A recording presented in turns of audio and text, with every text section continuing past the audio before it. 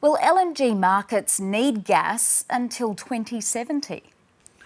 So when we look at LNG markets, what we're seeing is that the largest consumers, Japan and Europe, are already slashing their LNG demand. And this is expected to continue in future, particularly as renewables start to crowd gas out of energy systems. The other largest country in the world that uses LNG, China, is also reducing its LNG demand. It was considered to be the key growth market, but its LNG demand this year is forecast to be about 15% lower than it was last year. Does that mean you're surprised that the extension to the Northwest Shelf looks like going ahead?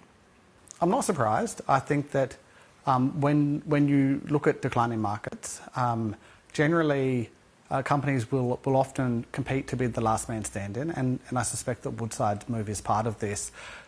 Look, it may also reflect that industry forecasts of future LNG demand tend to actually be quite optimistic. The industry generally expects that LNG will play a big role displacing coal, particularly in South and Southeast Asia, and that will drive sustained LNG demand well into the future. I think when we look at what's actually happening on the ground, it's unlikely that will happen. How much of the gas from the Northwest Shelf is likely to go to Australia's domestic market, and is any of it going to be used to plug looming supply gaps in the east? The amount of gas that will actually flow from the Northwest Shelf extension into the domestic market really is a key question here.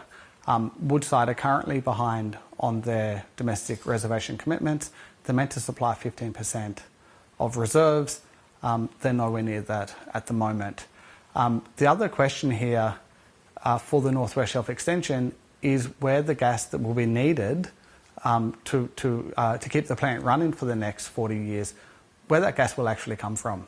Woodside have signalled they intend to develop a new gas field, the Browse gas field, but that field is actually quite expensive when you look at how it stacks up compared to other gas fields around the world. And there are some technical challenges that would need to be overcome. If that field isn't developed, Northwest Shelf is likely to then siphon gas out of the Western Australia market and might actually make shortfalls in Western Australia worse. On the east coast, it's unlikely we're going to see any gas from the Northwest Shelf unless we have an import terminal. That's probably not in anyone's interest, given that will just lock in higher prices.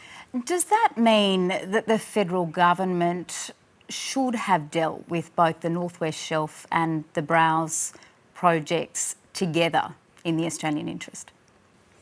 Yeah, I think that's a fair view. The Northwest Shelf extension and Browse projects are clearly linked. If you view them as separate, then that question of where does that gas come from still comes up. And look, we do know that Browse is potentially problematic. So the Browse project is carbon intensive, has about 10% CO2 content just within the fields themselves, and under the safeguard mechanism, Woodside will need that to be net zero from day one. So Woodside have flagged a carbon and capture storage facility to capture the CO2 from that field. But only a few weeks ago, Meg O'Neill noted that CCS is just not viable for Woodside to materially lower their emissions. So there's a real question here around what happens to those emissions and how are they offset. And if they're offset with carbon credits, then that has some serious implications for, one, Australia's total emissions, but two, carbon credits and how much it's going to cost other businesses to then offset their own emissions. What do you make of Woodside's claim that Australia's coal consumption would increase if the Northwest Shelf extension didn't get the green light? Is that accurate? I don't think so, no. And really, I guess it's then a question of what type of generation do we actually use? So the idea that if we don't have gas, then we'll have coal ignores the fact that actually renewable projects are picking up pace all across Australia, including in Western Australia, and that a sustained effort to focus more on renewables would actually complement gas rather than lead into to additional coal. Generally, when we look at Australia's national electricity market, what we have seen over the past decade is that coal use has fallen at the same time as gas use, and that's due to renewables picking up some of the load. When we look internationally, we've done some work looking at China, and what we see in China is that gas is not displacing coal at all, and really it's renewables that are displacing coal. There is also a risk that if the North West Shelf extension locks in LNG demand in some of the emerging markets in Southeast Asia, that might actually lead to renewables being displaced, not coal.